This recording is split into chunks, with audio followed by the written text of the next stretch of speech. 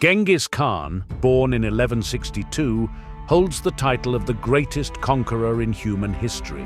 His armies formed the colossal Mongol Empire, the largest land empire ever known.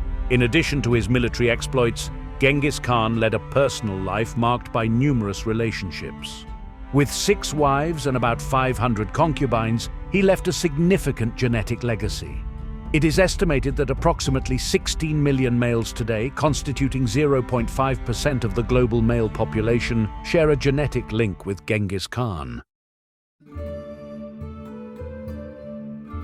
The princess daughters of clans throughout the Mongol Empire became wives of Genghis Khan. After a successful conquest, he would ask about the most beautiful women in that region. Upon hearing a description of a particularly beautiful woman, he would declare, "I will find her." Genghis Khan chose the most attractive women for himself.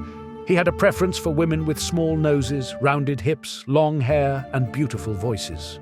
Genghis used a point system to judge women, and if a woman's score was too low, he would give her to his officers. He liked to be intimate with the wives and daughters of rulers he defeated. Genghis Khan had 4 main wives who held special importance, but he also took a woman from each tribe he conquered. For instance, when he conquered the Tangut, he married Chaka, the daughter of the clan leader. When dealing with the Jin dynasty in China, they offered him one of the emperor's daughters and other valuable items. Genghis Khan retained some of the women he received, but married off others to his commanders and subordinates. He strategically used women as diplomatic tools between different clan groups and arranged marriages for his own children to maintain peace. When Genghis Khan married Yesugan Khatun, a Tatar woman, she saw it as a chance to bring her sister into the leader's presence. Yesugan requested Genghis Khan to locate her sister Yesui, who had been taken to unknown places after a raid on her village. She offered to have Yesui be his wife instead. Genghis Khan dispatched troops to find Yesui, and upon locating her, he married her as well.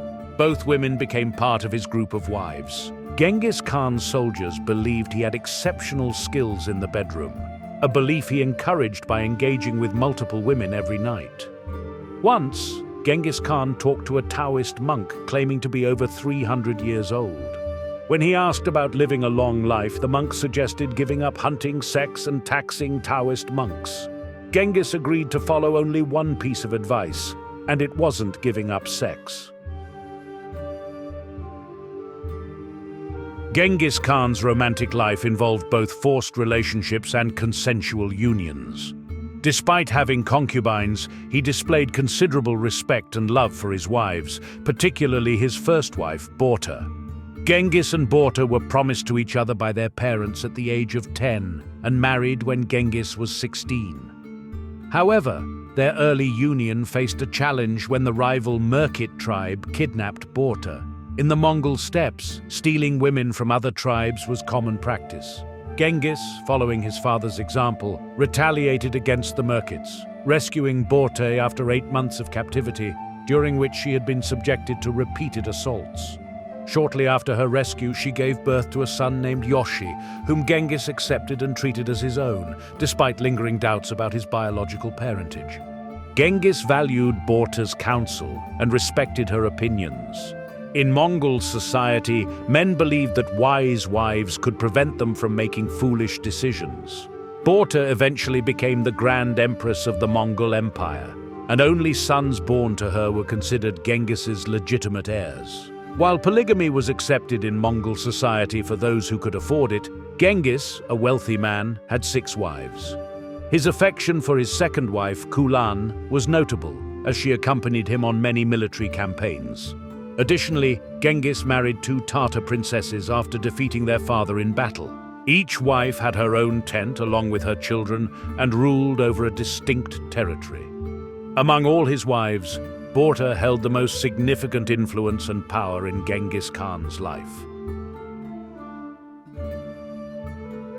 In 1226, Genghis Khan came back from Persia to quell a rebellion by the Tangut in China. While he was away, the Tangut royal family had regained their independence.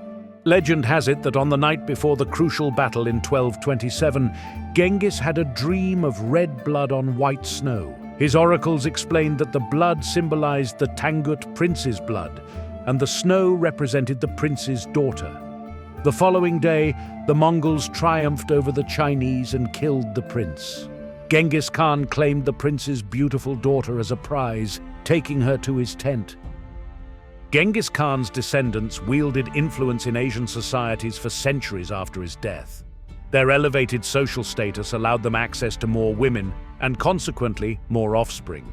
Notably, Genghis Khan's son Toshi had 40 sons, while his grandson Kublai Khan, renowned for hosting Marco Polo, had 22 legitimate sons and regularly expanded his harem. The lineage of Genghis Khan extended to Babur, the founder of the Mughal Empire in India, who, like his forefather, had multiple wives and children.